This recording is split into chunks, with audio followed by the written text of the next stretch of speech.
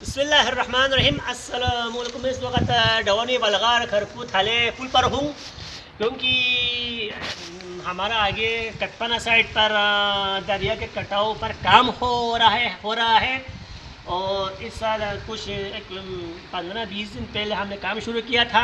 देखिए, आप इस पुल को देखकर एक आइडिया आपके जहन में आ जाएगा, एक आइडिया आपके जहन में बैठ जाएगा कि पिलर जो है, बीम जो है, हम जैसे किस तरह से नीचे पिलर को नीचे से किस तरह निकालना है। आप देख सकते हैं, मिसाल ये पुल है का ये पिलर है जो बहुत मोटा पिलर है यहाँ पर, क्योंकि ये दरिया है, दरिया पर है तो यहाँ पर मोटा पिलर चाहिए।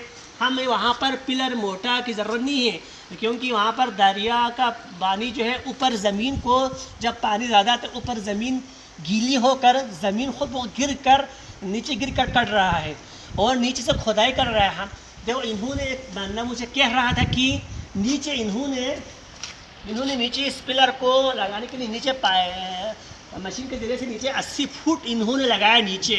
चलो, अगर 80 फुट ना भी हो, 40 हो, चलो 40 भी हो, 50 भी हो, तो ये क्या है, बड़ी बात है। यहाँ पे ये जगह इतनी, वो मैंने देखा कि यहाँ पर 80 फुट है।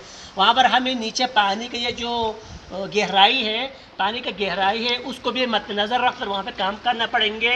और एक पिलर समझो वहाँ पर कितना हाथ चाहिए, उससे क्या था हम अंदाज़ा लगा सकते हैं कि हमें कितना फंड चाहिए, कितना पैसा चाहिए।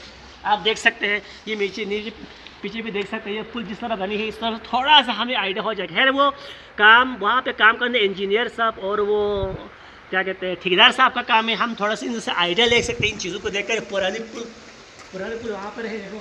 और यहाँ पे जरूर कितना मेहनत करके इन्होंने जहमत करके ये पुल तैयार किया है। 2 साल पहले इसकी इफ्तिताह भी हुआ था। आप ये बड़े पिलर लगा हुआ है, 3, 6, 9, 12, 15, 18 पिलर यहाँ पर लगे हुए।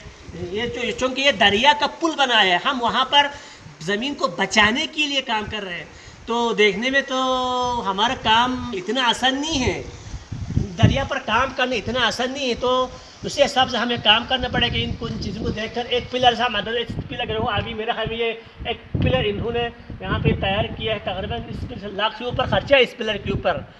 तो सब मिलकर इत्तेफाक से काम करें तो इंशाल्लाह हमारे इलाका गाँव भी बच जाएगा।